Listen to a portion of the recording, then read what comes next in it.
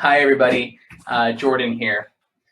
So this is a short video about the reading for Monday's class, Thorstein Veblen's The Theory of the Leisure Class.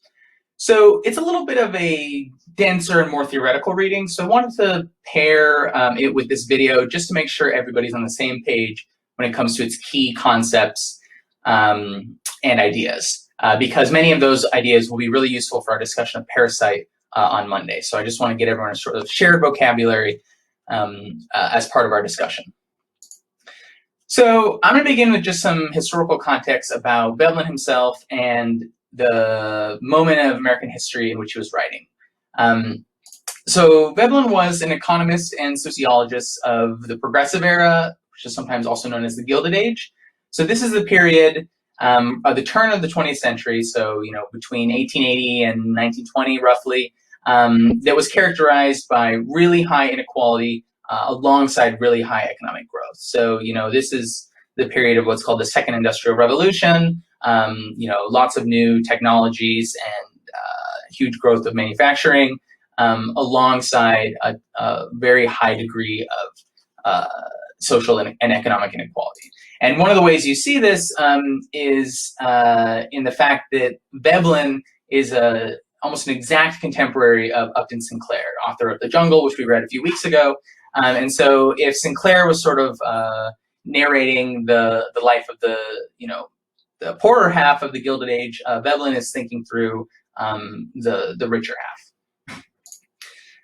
He's sometimes cited as the founder of what's called the Institutionalist School of Economics. I wish we had time to go into this history a little bit more. If you're interested, you should just do a little Googling. It's sort of interesting.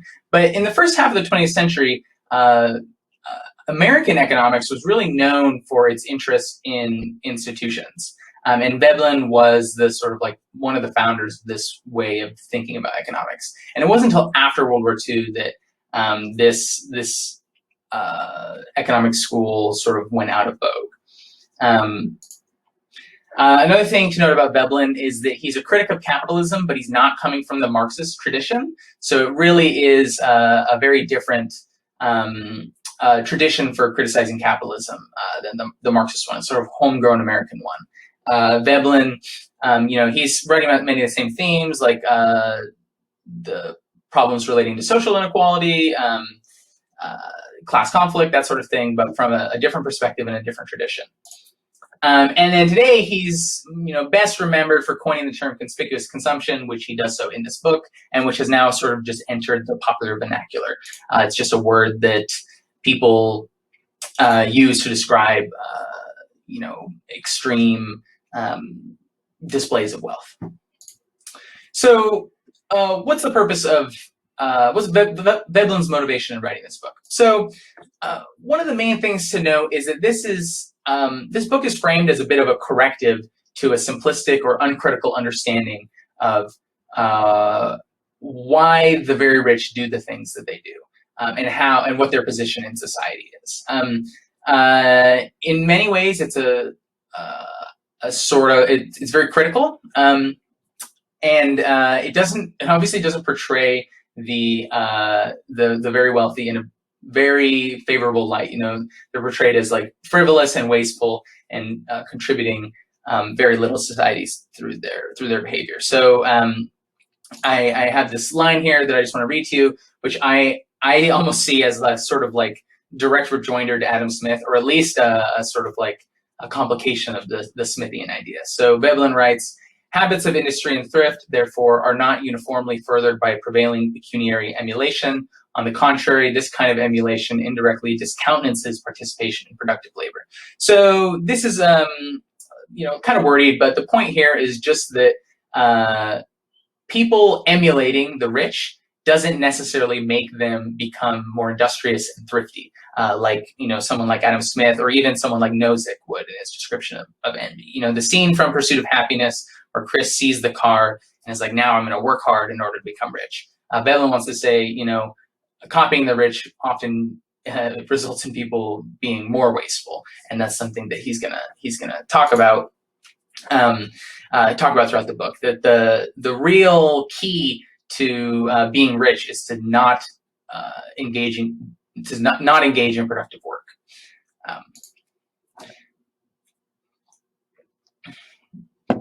So one of the first concepts that he introduces in the reading that we have is what he calls pecuniary emulation. So throughout the book, Veblen is really interested in economic behaviors that are socially conspicuous. This is a word he uses throughout the book.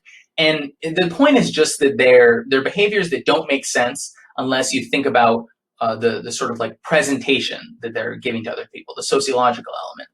But it's not just about what the commodity or the type of leisure the behavior does for you personally, your utility, your pleasure, but how it positions you relative to other people. So pecuniary emulation is the simplest version of this. It just, literally the phrase means like monetary imitation or copying or something like that.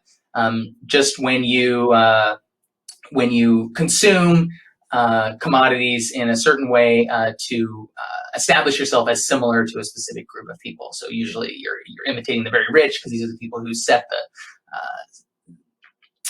the standards of taste and status in society. And then I have this quote here, which sort of summarizes the idea very nicely. In order to gain and to hold the esteem of men, it is not sufficient merely to possess wealth or power. The wealth or power must be put in evidence, for esteem is awarded only in evidence. So, the point here is just that certain kinds of consumption are done primarily to show off, basically. That you're trying to get people's respect for by showing them that you have money. And just a little bit of context: the 1890s, in which Veblen is writing this book, really is sometimes cited as like the first consumer revolution. So a lot of things that we take for granted in like consumer capitalism now first emerged in the 1890s. Things like advertising really was not a professional discipline until the 1890s, and so I think advertising is a really key idea for Veblen here. That you can the consumption behaviors of the masses are in part a response to the image of status for people that they're copying. So I have here an ad for cigarettes where it's like this rich woman is, the implication obviously is like, smoke these cigarettes and you'll be like me. So next concept that Veblen introduces is conspicuous leisure. So the point here is just that one of the best ways to show off the fact that you're very wealthy is to not work. And this is especially true in the 1890s when Veblen is writing. So I'll just read this quote. Abstention from labor is the convenient evidence of wealth and is therefore the conventional mark of social standing. And this insistence on the meritoriousness of wealth leads to a more strenuous insistence on leisure. So the logic here is pretty obvious. If you are able to not work, it must mean that you are rich because everyone else, if they don't work, they don't eat. So anyone who lives without working is thereby automatically demonstrating their wealth and their social position. And I included this image here, which is a sort of classic print of an upper class lady. Veblen is really thinking about the like industrial bourgeoisie, the like captains of industry, but part of the point he wants to make is that there's a continuity between the behavior of the people who became rich from investing in things like factories and people who were rich from owning land in the past. But I just love this image. I think it really gets to the heart of what conspicuous consumption is about because of just how over the top it is. Like, look, she has this enormous hat that's like 4 times as big as her head. The dress is so big, it'd be like unwieldy to walk around in. So on the one hand, it's very extravagant and even wasteful. Waste is something that Veblen talks a lot about that I'll get to in a minute. And then also, you can see just by looking at this dress that she doesn't do factory work because it's physically impossible to do any sort of manually demanding labor while you're wearing this dress. And that's kind of the point, is what Veblen wants to argue, that you're displaying the role you hold in society by consuming in this way. So another important factor of displays of wealth for Veblen is servants. So for Veblen, what makes a good servant? So classic Veblen idea. His point here is that the purpose of a servant is not just to provide a service, although that is part of it. It's also to display a social position. So he says, quote, "The first requisite of a good servant is that he should conspicuously know his place.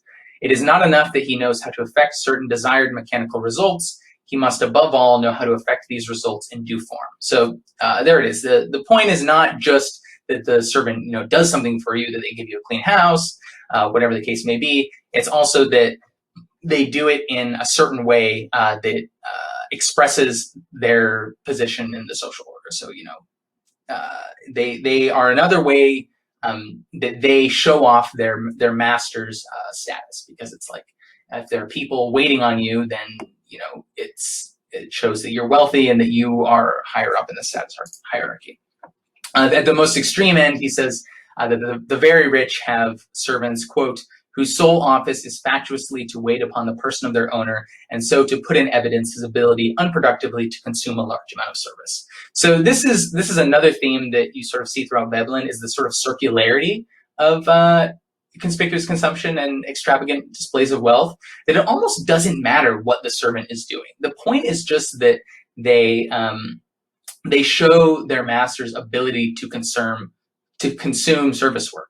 So that's why I have this this image here, which is a print from the late 19th century, showing a British military officer in colonial India being borne on basically a palanquin by 10 servants. So I think this is a great example of like the wastefulness, the conspicuous wastefulness of servant labor. That it's like 10 people just to move one dude around who has a perfectly acceptable ability to move himself around. But the point actually is not the convenience of travel. The point is that everyone else sees that you are someone who gets to have 10 people carry you around. I didn't include this quote in the slides, but Veblen has this line where he says something to the effect of, the real point of conspicuous consumption is that it shows off your ability to pay. He talks about ability to pay a lot. So important point there. Okay, and then we get to the most famous concept from the book, conspicuous consumption. So he has this line here that sort of summarizes what he's been getting at. Quote, "From the foregoing survey of the growth of conspicuous leisure and consumption, it appears that the utility of both alike for the purposes of reputability lies in the element of waste that is common to both. In the one case, it is a waste of time and effort. In the other, it is a waste of goods." So for Veblen, waste is really interesting because, from a certain perspective, it seems kind of contrary to economic logic. Like, well, why would you waste things? That's like the last thing that Adam Smith wants you to do. But the point here is that, the goods are not really what's at issue. What's at issue is power and status. And if that's what's at issue, then you don't care to waste your money on things, because that's the best way to gain status, because you show people that you have money, that the money means nothing to you. So I have this image here, which I got from a Instagram page called The Rich Kids of Instagram. I included images from that in a previous version of this lecture that I gave a few years ago. I was disappointed to see when preparing this that it seems not to be active anymore. But basically, somebody would just go through Instagram and find images posted by the children of the very rich, in which they're just doing, extravagant and flamboyant things with their money. I just selected this one because I think that it gets at the element of waste very well, right? Like, that's the joke of the image, is that he's so rich that he could be pouring this expensive alcohol into the gas tank of his car and it would mean nothing to him. Obviously, he's not actually doing it, but the point here is just that, the alcohol means nothing to you when you have an insane amount of money.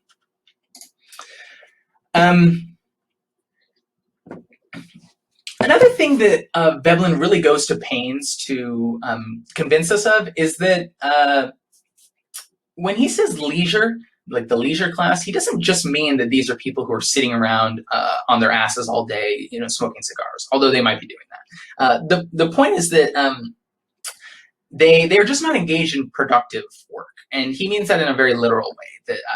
That it's important to be a member of the leisure class. That you not be seen doing anything that produces things. Working in a factory, making things, stuff like that, or doing the work of servants.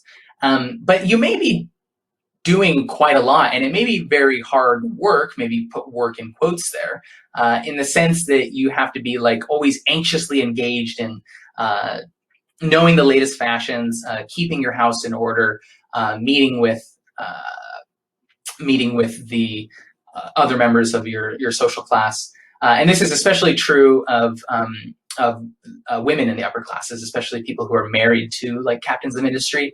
Veblen gives a lot of space to discussing the sort of norms of being a rich wife. So here's a quote that I think is very interesting. He says, "It almost invariably occurs disguised under," he's talking about housework of rich women. "It almost invariably occurs disguised under some form of work or household duties or social amenities, which prove on analysis to serve little or no ulterior end beyond showing that she does not occupy herself with anything that is gainful or that is of substantial use." So the point here is that there might be quite a lot of expectations as a woman, as a wife of someone very, very wealthy, someone who's rich through marriage. There's a lot you have to do. You have to be, keep the house in order. You have to organize parties and social events. But the work, quote unquote, that you're doing is all about social status. It's all about maintaining your position within the class and among other members of the class.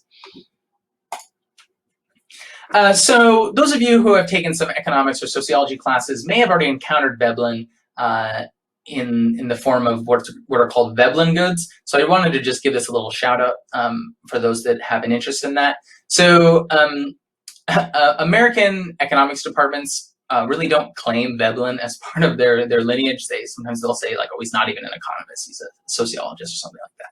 But one of the ways that Veblen's influence is still seen in the field of economics is through this concept. So what is a Veblen good? A Veblen good is a good for which the demand increases as the price goes up. So from an overly simplistic Econ 1 point of view, Econ 101 point of view, that seems totally counterintuitive. Why would somebody want something more when they're charged more for it? Aren't you supposed to be like, rationally maximizing your mileage with each individual dollar? But the idea of a Veblen good is simply adding a larger number to the price tag can make it more desirable. So classic examples are luxury goods. So expensive wine, rare art, fancy watches, expensive handbags. At least in part, the value of these goods isn't in the commodity itself, in the object.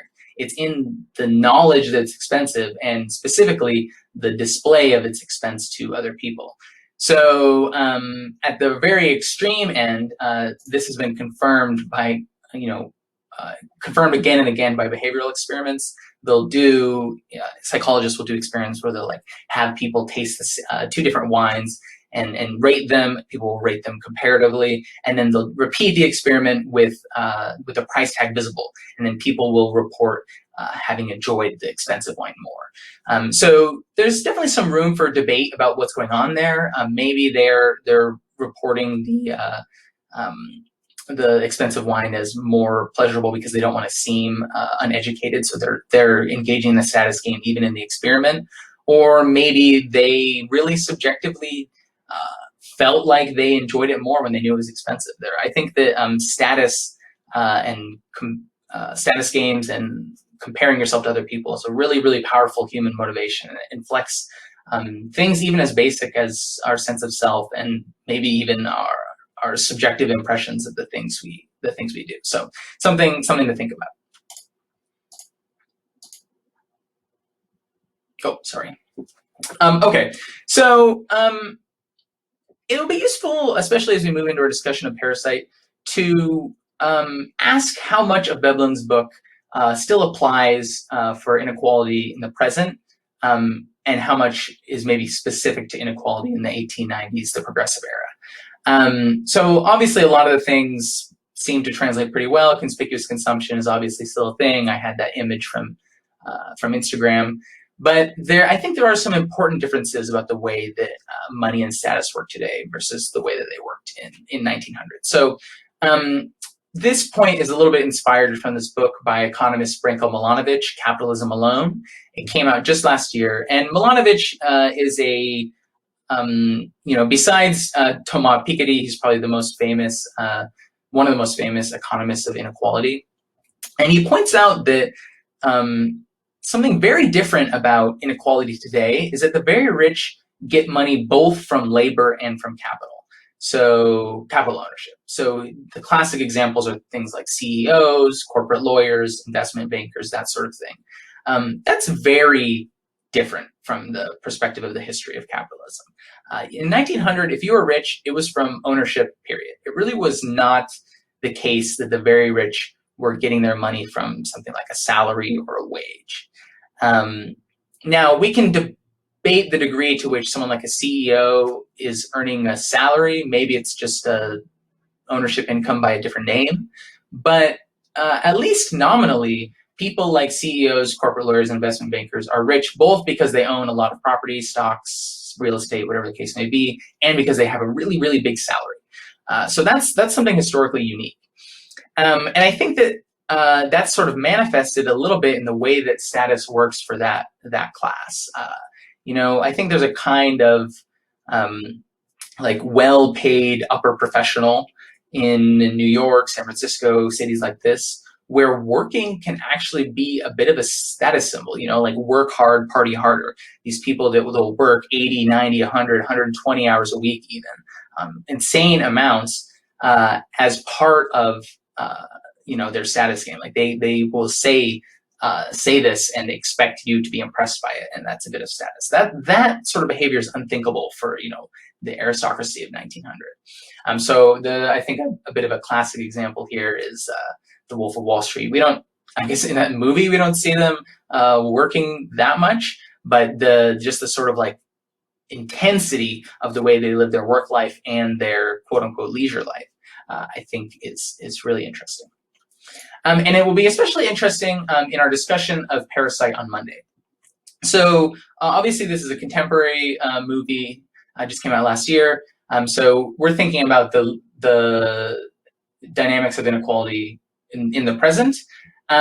So I want you to think about, and we'll talk about this on Monday, which of the concepts from Veblen are useful for understanding the behaviors of the characters in this movie, and which ones are less useful. I think that it'll be interesting to kind of go through those concepts and see which ones we think describe the relationship between the Kim family and the Park family, and which ones don't. So that's just looking forward a little bit, be thinking about that, and we'll talk about that more on Monday. I hope you've enjoyed this video and it's been useful to you, and I will talk to you all next week.